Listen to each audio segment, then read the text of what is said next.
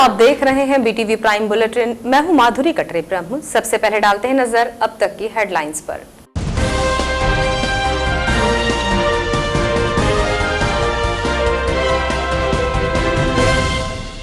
मनमाने तरीके से हो रहा एम्बुलेंस का संचालन, मरीजों के परिजनों से ले रहे अधिक रुपये, एम्बुलेंस में आवश्यक उपकरणों का दिखता है अभाव, विभागीय तौर पर नहीं हो पाती जांच, सूचना पटल पर लगाकर हो रही इतिश्री, कोरोना काल में परेशान हुए आमजन। मलेरिया के प्रकोप से जूझ रहे हैं जवान, बीमार पड़कर अस्पताल में ले रहे इलाज। 15 दिनों में 25 से ज्यादा जवान हुए बीमार, 13 जवानों का अस्पताल में चल रहा है उपचार। पुलिस अधीक्षक ने कहा, जवानों के लिए इलाज में नहीं होगी कोई कमी।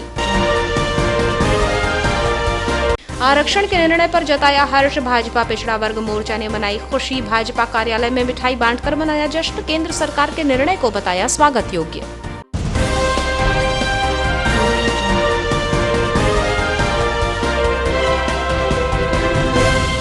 अब समाचार विस्तार से। कोरोना संक्रमण जब से हावी हुआ है तब से अब तक स्वास्थ्य सुविधाओं को लेकर खूब बातें चल पड़ी हैं। ऑक्सीजन सिलेंडर की कमी, इलाज की दरकार, इन सब से लोगों को जूझना पड़ा है। मरीजों को इलाज के लिए यहां से वहां ले जाने वाली एम्बुलेंस ने भी आर्थिक परेशानियां दी हैं, लेकिन इन एम्बुलेंस की जांच में प्रशासन की कोताही है। मनमर्जी से एम्बुलेंस का संचालन होता है, जबकि न तो परिवहन विभाग और न ही प्रशासन को इसकी जांच में कोई रुचि है। ऐसा कोई विशेष मौका अब तक देखने को नहीं मिला है कि प्रशासन ने एम्बुलेंस को लेकर कभी कोई निगरानी बरती हो या जांच अभियान चलाया हो, जबकि मरीजों के परिजनों की शिकायतें हर बार रहती हैं कि एम्बुलेंस संचालक मरीजों को लाने ले जाने के लिए मनमाने रुपयों की मांग करते हैं। बात यहीं तक सीमित नहीं है, बल्कि एम्बुलेंस में उपलब्ध रहने वाले उपकरणों की जांच भी नहीं हो पाती। जैसे रिफ्लेक्टर, सीज फायर और अन्य खामियां एम्बुलेंस में बनी रहती हैं। ना तो कभी प्रशासन इस पर ध्यान देता है और ना ही कभी व्यवस्थाएं सुधारने की जहमत उठाई जाती है। कोरोना काल में आपातकाल के दौरान जिले में बड़ी संख्या में मुनाफा कमाने लोग नियमों को ताक पर रखकर निजी वाहनों में एम्बुलेंस लिखकर जमकर इसका लाभ उठाते हैं। इसका उदाहरण इस रूप में भी देखा जा सकता है, जब कोरोना की दूसरी लहर के दौरान जिला अस्पताल से हनुमान चौक के निजी अस्पताल में जाने के लिए एम्बुलेंस चालक ने हजारों रुपयों की मांग कर दी, जबकि ये दूरी तो महज 1 किलोमीटर से कुछ ज्यादा है।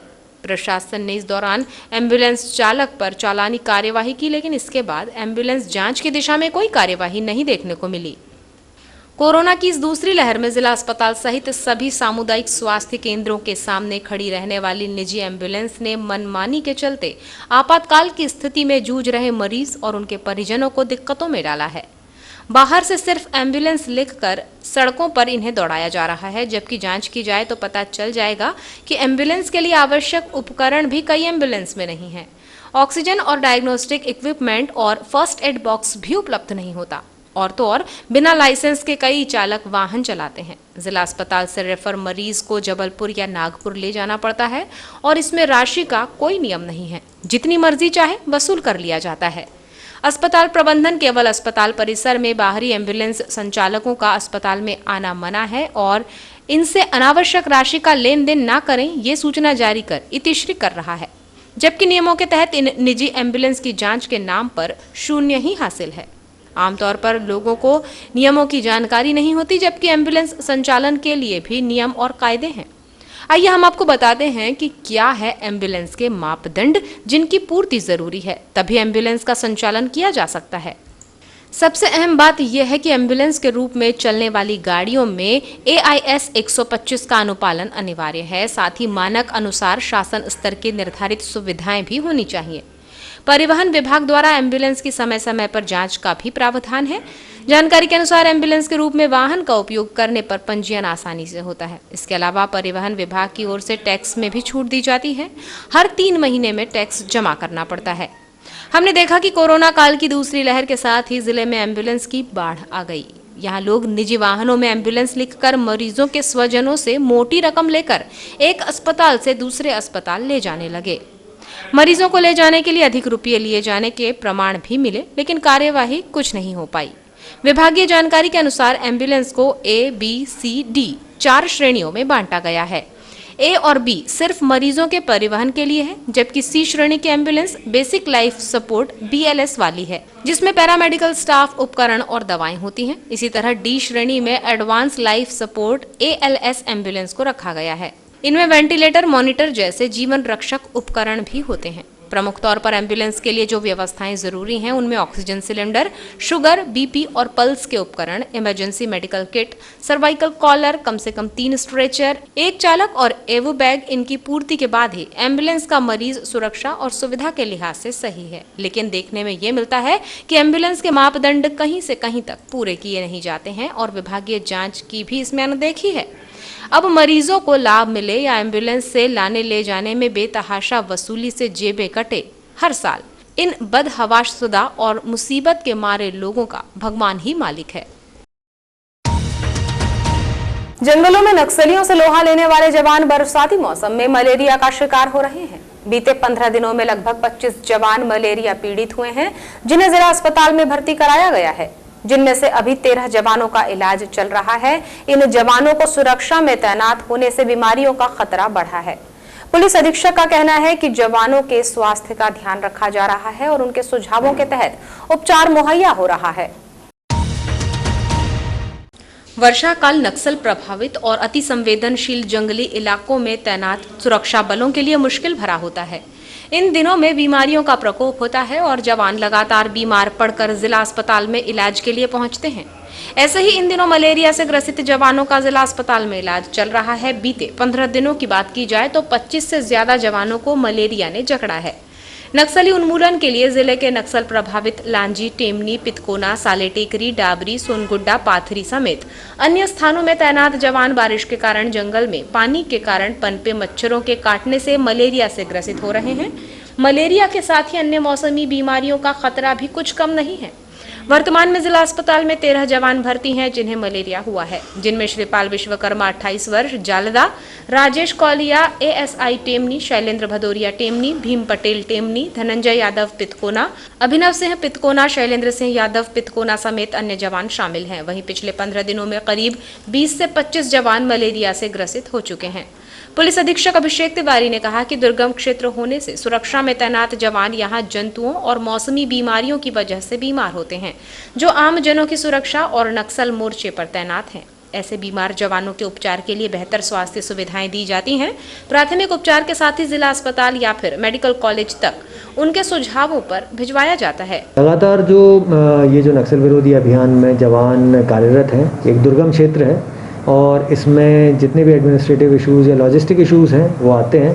कुछ ऐसे दुर्गम क्षेत्र हैं जहाँ पे मतलब हमारे जीव जंतु या क्लाइमेट इस तरह का है कि जवान कई बार बीमार भी पड़ते हैं और पिछले कुछ समय में देखा गया है कि कई बार कुछ जवानों को बहुत गंभीर बीमारियों से भी ग्रसित हुए हैं। लेकिन इन सभी जोखिमों से सामना करते हुए और निडरता से हमारे जवान, भले वो हॉक फोर्स के हों, चाहे जिला पुलिस बल के हों, चाहे SAF के हों और चाहे CRP के हों, ये सभी बालाघाट और पूरे देश की जो आमजन है उनकी सुरक्षा के लिए ऐसे दुर्गम स्थानों पर ड्यूटी कर रहे हैं और लगातार वो वहाँ ड्यूटी करते रहेंगे, किसी भी दुर्गम परिस्थिति हो, और सभी को सुरक्षित रखेंगे। आप सभी से सहयोग रखेंगे। उनका लगातार एक वो रूटीन में जो चेकअप है, उनको मध्य प्रदेश शासन और मध्य प्रदेश पुलिस की जो तमाम योजनाएं हैं उनके आधार पे उनको अच्छी से अच्छी जो स्वास्थ्य सुविधाएं वो उपलब्ध कराई जाती हैं। लगातार या तो उनके जो चौकी का क्षेत्र है वहाँ पे जो सबसे पहले प्राइमरी हेल्थ सेंटर है, या फिर बालाघाट में, इसके अलावा नागपुर, गोंदिया और विशेष परिस्थितियों में इंदौर, भोपाल, जबलपुर, सभी जगह अच्छे से अच्छे हॉस्पिटल में उनका ट्रीटमेंट कराया जाता है। वो सभी सुविधाएँ उनको कराई जाती हैं। केंद्र सरकार ने मेडिकल एजुकेशन के क्षेत्र में बड़ा फैसला लिया है। UG और PG के तमाम मेडिकल और डेंटल कोर्सेज में अखिल भारतीय कोटा योजना के तहत OBC को 27% और आर्थिक रूप से कमजोर वर्ग को 10% आरक्षण प्रदान किया जाएगा। केंद्र सरकार के इस निर्णय का स्वागत करते हुए भाजपा अन्य पिछड़ा वर्ग मोर्चा ने खुशी जताते हुए छात्र हित में इसे उचित कदम बताया है। केंद्र सरकार के इस फैसले पर पिछड़ा वर्ग मोर्चा के पदाधिकारी और कार्यकर्ताओं ने भाजपा कार्यालय में हर्ष व्यक्त करते हुए मोदी सरकार के निर्णय की प्रशंसा की। इस दौरान अनिल धुआरे ने बताया कि चिकित्सा क्षेत्र में सरकार ने जो आरक्षण दिया है, ये पहला ऐसा निर्णय है जो आजादी के बाद आरक्षण की दृष्टि से लिया गया है। गरीब वर्ग के छात्र भी अब डॉक्टर बन सकेंगे। माननीय नरेंद्र मोदी जी की भारतीय जनता पार्टी की सरकार ने चिकित्सा क्षेत्र में जो 27% पिछड़ा वर्ग को आरक्षण देने का काम किया है और आर्थिक रूप से कमज़ोर वर्ग के छात्रों को 10%, ये एक स्वागत योग्य कदम है। भारत के स्वतंत्रता के बाद ये पहला ऐसा निर्णय है जो पिछड़े वर्ग के लिए सम्मानजनक निर्णय है और पिछड़े वर्ग के लोगों को खुशी का निर्णय है, जिससे कि पिछड़ा वर्ग के गरीब बच्चे और निर्धन बच्चे और पिछड़ा वर्ग के लोग भी अब डॉक्टर बन पाएंगे और चिकित्सा के क्षेत्र में सेवा दे पाएंगे। इसी प्रकार भाजपा पदाधिकारी शैलेंद्र सेठी ने केंद्र सरकार के इस कदम को स्वागत योग्य और छात्र हित में उचित बताया। कल भारतीय जनता पार्टी एवं भारत सरकार के यशस्वी प्रधानमंत्री माननीय नरेंद्र मोदी जी की सरकार द्वारा एक स्वागत योग्य कदम उठाया गया, जिसमें कि मेडिकल के छात्र छात्राओं ओबीसी में 27% का आरक्षण और स्वर्ण वर्ग में आर्थिक कमज़ोर वर्ग के 10% का जो आरक्षण दिया गया है वो स्वागत योग्य कदम है। इससे कि इस 75 वर्ष आज स्वतंत्र भारत में आज जो 75 वर्ष पूर्ण होने पे जो ये कदम उठाया गया है ये स्वागत योग्य है। भाजपा युवा मोर्चा जिलाध्यक्ष ने कहा कि 5,500 विद्यार्थियों को इस निर्णय से लाभ होगा। ओबीसी और कमजोर वर्ग को आरक्षण दिया जाना सरकार का उचित कदम है। विद्यार्थियों के उज्जवल भविष्य को लेकर सरकार प्रतिबद्ध है। बहुत गर्व की बात है कि हमारे देश के यशस्वी प्रधानमंत्री माननीय श्री नरेंद्र मोदी जी के द्वारा जो निर्णय लिया गया है, आर्थिक रूप से पिछड़े वर्ग को जो 10% का आरक्षण दिया गया है, साथ ही इस भारत देश में जो सर्वाधिक जनसंख्या में निवासरत है अन्य पिछड़ा वर्ग, उसे 27% का आरक्षण दिया गया है चिकित्सा क्षेत्र में, जिसके माध्यम से लगभग 5,500 विद्यार्थियों को लाभ मिलेगा। हम सभी माननीय नरेंद्र मोदी जी का धन्यवाद ज्ञापित करते हैं कि आपके द्वारा जो अन्य पिछड़ा वर्ग को 27% और आर्थिक रूप से कमज़ोर वर्ग के विद्यार्थियों को जो 10% का आरक्षण दिया गया है, ये उन सभी विद्यार्थियों के आगे बढ़ने के लिए कारगर कदम होगा। ओबीसी वर्ग और कमजोर वर्ग को आरक्षण दिए जाने पर भाजपा कार्यालय में एक दूसरे को मिठाई खिलाकर हर्ष व्यक्त किया गया। इस दौरान भाजपा पदाधिकारियों में दिलीप चौरसिया, राकेश सेवईवार, भूपेंद्र सुहागपुरे सहित अन्य कार्यकर्ता उपस्थित रहे। चलते चलते डालते हैं नजर अब तक की हेडलाइंस पर।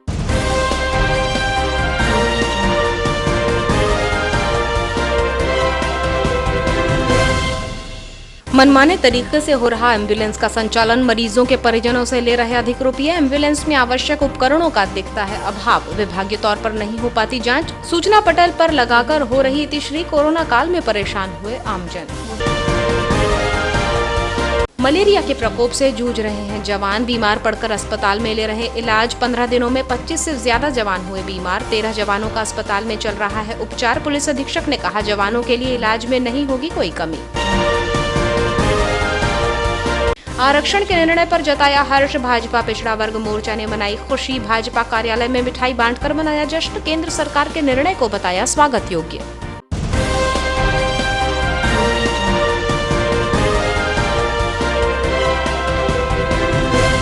ये थे अभी तक के कुछ खास समाचार। विस्तृत समाचारों के लिए देखिए BTV बुलेटिन। आप हमें YouTube पर भी सब्सक्राइब कर सकते हैं। अब आज के प्राइम बुलेटिन से दीजिए इजाजत। नमस्कार।